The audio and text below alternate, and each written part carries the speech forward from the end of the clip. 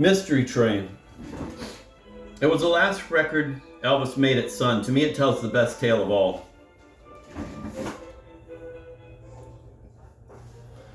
Junior Parker and Sam Phillips wrote Mystery Train together in 1953. The original, a slow, dark blues released under the name of Little Junior's Blue Flames, was exquisite. An odd, chopping beat carried the thread of the title. The sax brought out the inevitable train sound with an unusually ominous flair. And Parker sang halfway from the grave, chasing his lover through the gloom, giving just the slightest suggestion that she had been kidnapped by a ghost. There was a feeling of being in the wrong place at the wrong time, a hint of a curse. This was the blues realism of Robert Johnson, one of those tunes that says this is the way the world is and there's nothing you or anyone can do about it. Train I ride, 16 coaches long. Train I ride, 16 coaches long. Will that long black train carry my baby and gone? They may ride the same train, somehow it runs away from itself. To understand the strangeness of those lines, we have to go back to the place where Parker and Phillips found them. Back to the Carter family's Worried Man blues of some 20 years before. It was a folk song passed back and forth between the races, that in truth was older than anyone's memory. Worried Man is the story of a man who lays down to sleep by a river and wakes up in chains. The Carters don't tell you if the man is black or white, if he killed someone, stole a horse, or did anything at all. And the man doesn't know either. You would have to go a long way to match that as an image of the devil in the dream, or as the plain symbol of a land whose profound optimism ensures that disaster must be incomprehensible.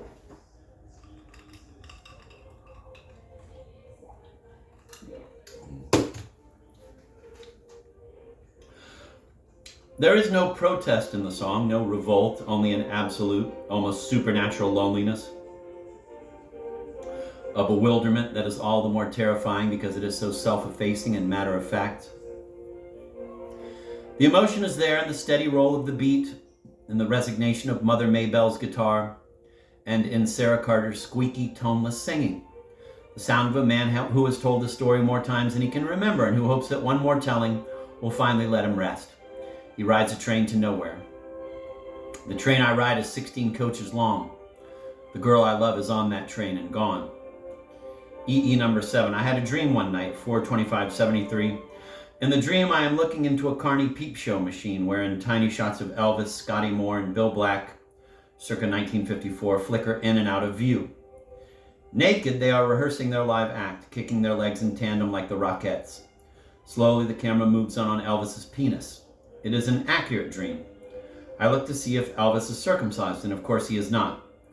In close-up, his member fills the screen. A message has been carved on his penis in block letters. Quote, Elvis live at the International Hotel, Las Vegas, it reads.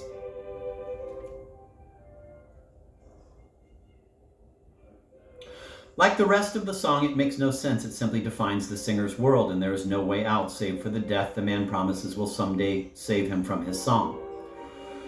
Even without these details, the mystery behind their train song, and even with a tacked-on happy ending that gives the singer back his girl, Parker and Phillips recreated this mood or submitted to it, so when Parker sings that his baby will come home, that the train will surely bring her back, you don't really believe him. He sounds as if he has already lost her more than anyone can return. The Carter family was completely real to Elvis. The white gospel culture they represented was implicitly his in a way that no other culture, be it Hollywood or the blues, could ever quite be. This was his inheritance and his birthright. The blues and the movies were something he made real for himself. On the earlier Sun records, Elvis had left home with the blues and come back on the flip side. Mystery Train gave him a blues that was rooted in his own community, and the context was not so open. There was the purely musical side. Most of the material Elvis had used at Sun was weak or undeveloped in its original form, giving him plenty of freedom to exploit possibilities others had missed. With Mystery Train, both originals were brilliant. They took the train as far as it could go, in one direction. And the hard meaning Junior Parker and the Carter family gave to the song was also part of Elvis's inheritance. If that meaning was forcefully obscure, that uncertainty was the song's point, the uselessness of action. The helplessness of a man who cannot understand his world, let alone master it. The singer was to enter this world, suffer it, make that world real, and thus redeem it. Elvis had his job cut out for him if he was to make the song his own. One more time, he found an opening and made it through. His attack on Mystery Train is as strong as Sly Stone's transformation of Que Sera Sera. From a little hymn to the benevolence of fate into a massive ode to dread. If the two performances go in different directions, maybe that tells us how far we've come. It tells us that rock and roll had to begin with an honest refusal of doubt and fatalism and grow, along with its audience, to the point where it would have to absorb such things to survive. Inspired by the feeling of going up against the old meaning of the tune, or determined to beat out Junior Parker, the black man, or simply thrilled by the music, Elvis sings this song with shock. He rebels against it. There's so much fire in his singing, so much personality and soul, that he changes the meaning of the song without smoothing it over. There is a tremendous violence to the record. Train I Ride, Elvis sings, but he sounds as if he's going to run it down. It took my baby, Parker had moaned, riding us back to the days when a black locomotive was the symbol of a force no one could resist, of fate on wheels. It's gone, do it again. Well, Elvis declares, it took my baby, but it never will again. No, not again. His rhythm guitar seizes the music, forcing the changes. Scotty Moore, as he always did, lives up to Elvis's passion. Moore gives us one hard solo, which seems to hang the song between what it has always been and what Elvis is making of it. And then Elvis is back, and he turns the train around. As he speeds off into the night with the girl he has stolen off that mystery train, he cuts loose one more time. Woo, woo, woo, he shouts, full of delight. He laughs out loud, and he's gone. Elvis escaped the guilt of the blues, the guilt that is at the heart of the world the blues and country music give us, because he was able to replace the sense that men and women were trapped by fate and by their sins with a complex of emotions that was equally strong and distinctive. As he sang, Elvis changed the persona his songs originally offered his listeners. When the persona was one of anger or delight, he outdistanced it.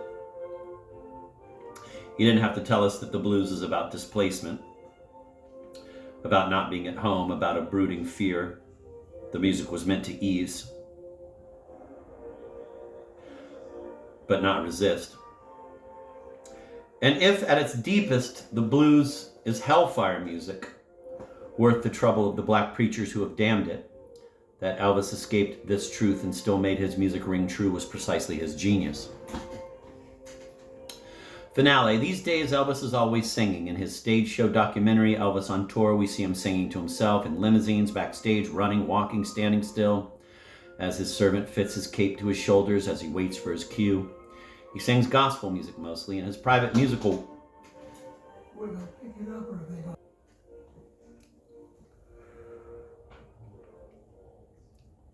He sings gospel music mostly in his private musical world. There is no distance at all from his deepest roots. Just as that personal culture of the Sun Records was long ago blown up into something too big for Elvis to keep as his own, so the shared culture of country religion is now his private space within the greater America of which he has become a part.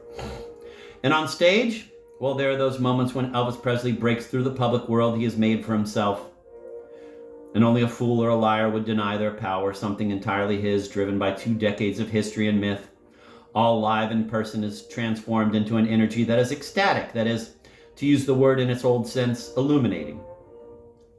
The overstated grandeur is suddenly authentic, and Elvis brings a thrill different from and far beyond anything else in our culture. Like an old Phil Spector record, he matches for an instant the bigness, the intensity, and the unpredictability of America itself. It may be that time when he sings How Great Thou Art with all the faith of a backwoods Jonathan Edwards. It might be at the very end of the night when he closes his show with Can't Help Falling in Love, and his song takes on a glow that might make you feel his capacity for affection is all but superhuman. Whatever it is, it will be music that excludes no one and still passes on something valuable to everyone who's there. It is as if the America that Elvis throws away for most of his performance can be given life again at will.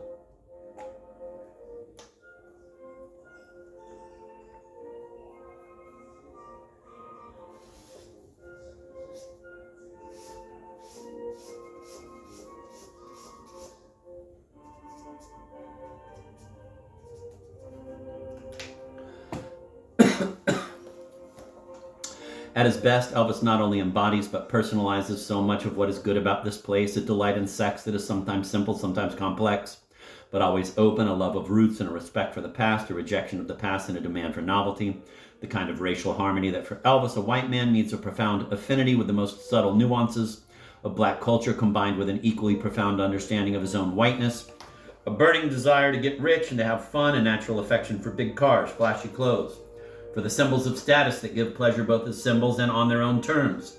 Elvis has long since become one of those symbols himself.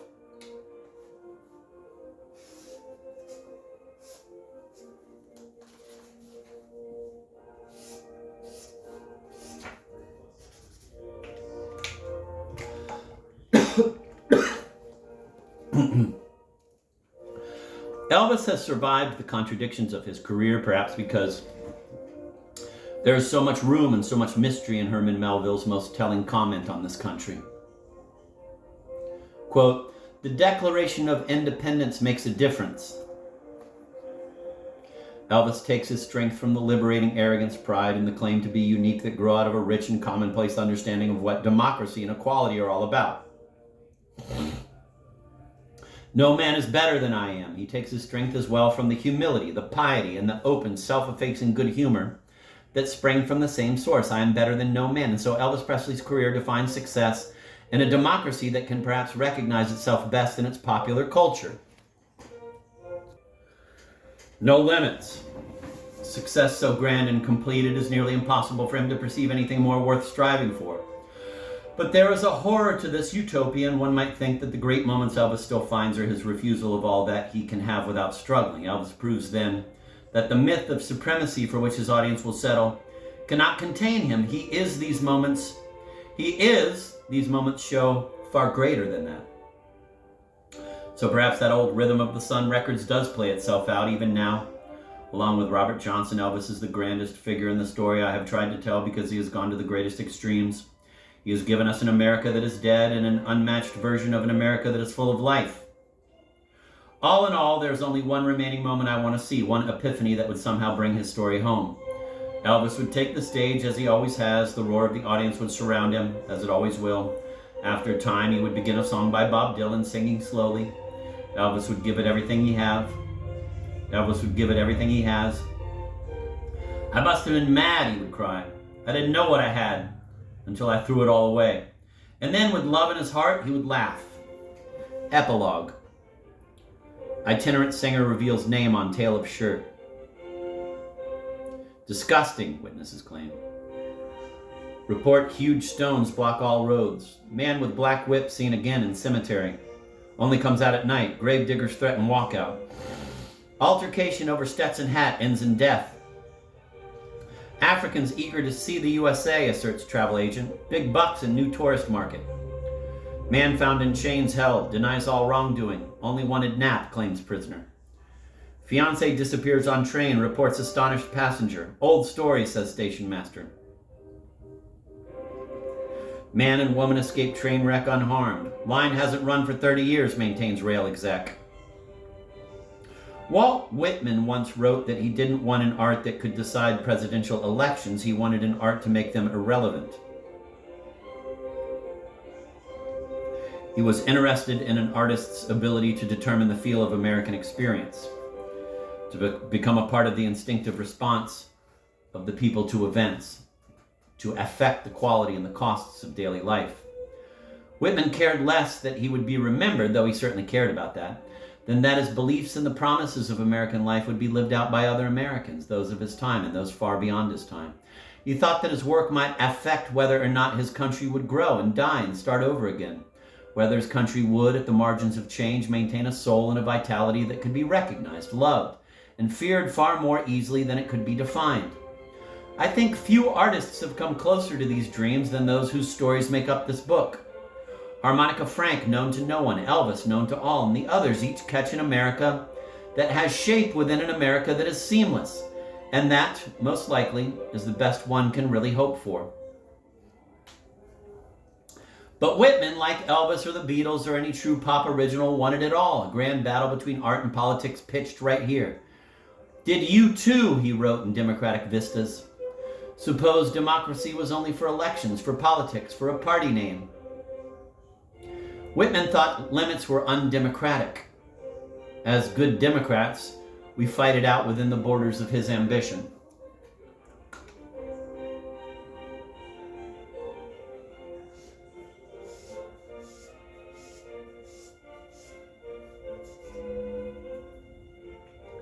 Notes and discographies. Jesus Christ.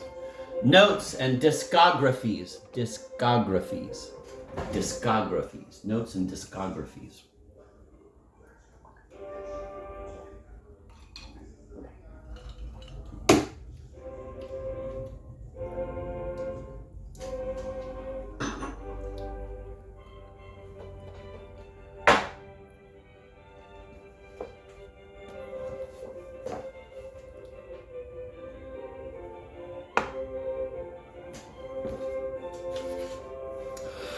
Harmonica Frank. Frank Floyd's parents, Stella Miles and Bruce Floyd, did not give their son a name. After years as Shank, he chose Frank for himself as a teenager.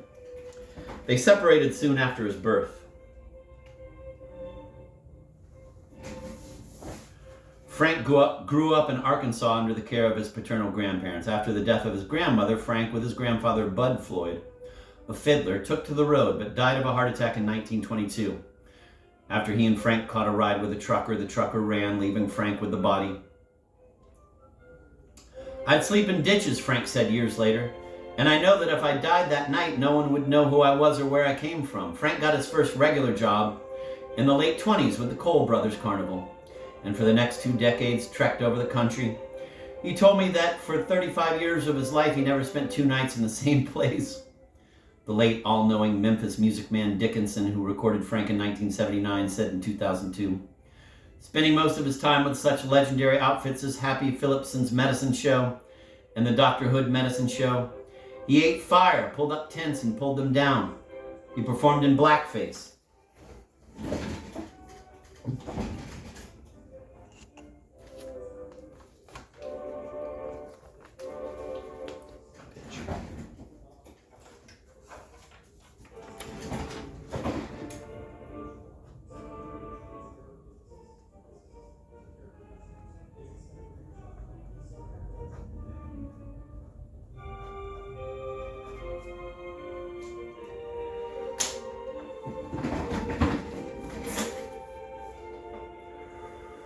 That milieu, plus many of the commonplace lines and breakdowns that would find their way into Frank's own songs, is conjured up with startling immediacy in the 48 numbers on Good for What Ails You, Music of the Medicine Shows, 1927 to 1937, parentheses, old hat, end of parentheses.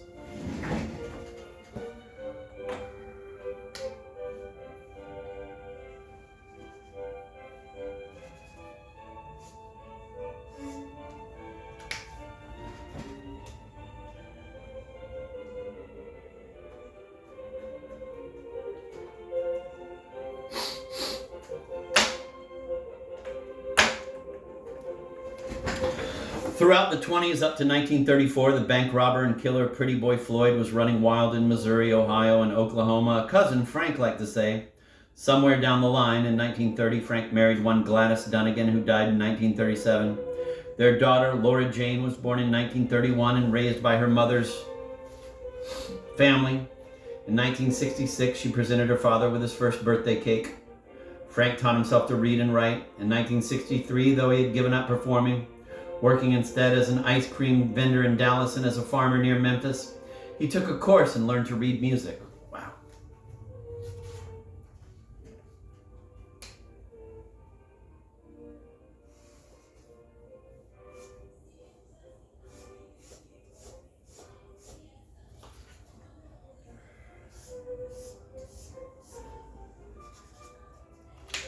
In 1951, after nearly 30 years of living off his music and his wits, Frank cut his first records with Sam Phillips, 1923 to 2003. In 1954, they recorded Rockin' Chair Daddy and The Great Medical Menagerist, Son 205. Now, here was a musician I was very much into, Phillips told Martin Hawkins in 1985. For notes to the Bear family box set, The Sun Country Years, 1950 to 1959. He was what I call a modern-day hobo. He didn't stay anywhere for very long. He was unique and he fascinated me. You have to keep in mind, along that time, music was getting somewhat less pure than it had been. Had I been able to spend the money on Frank Floyd, I think, because of the sheer fact that he was so different, he could have become an institution here.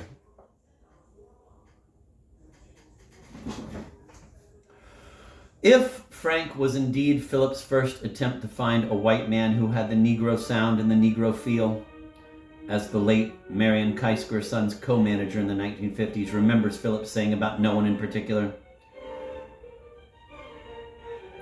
Frank was never identified as such by Phillips himself, partly because for many years Phillips denied saying any such thing about anyone. It was only in 1997 on Terry Gross's NPR show, Fresh Air, that Phillips finally changed his story. After, it must be said, any number of Northern writers convinced that all white Southerners must be racists shamelessly followed the happily late Elvis Presley biographer Albert Goldman's twisting of Phillips's words into, if I could find a white boy who sang like a nigger, if I could find a white man. Gross quoted the original phrase back to Phillips. Did you really say that? In essence, I did, Phillips said in a reflective tone. There is nothing like the feel of black music. I still feel that is a true statement. He went on to talk about how hard it was to get any airplay for black musicians in the 1950s. If he could find a white singer to sing convincingly in a black idiom, he remembered thinking, and if people knew that the singer was white, Phillips thought he might broaden the base of the music for both black and white.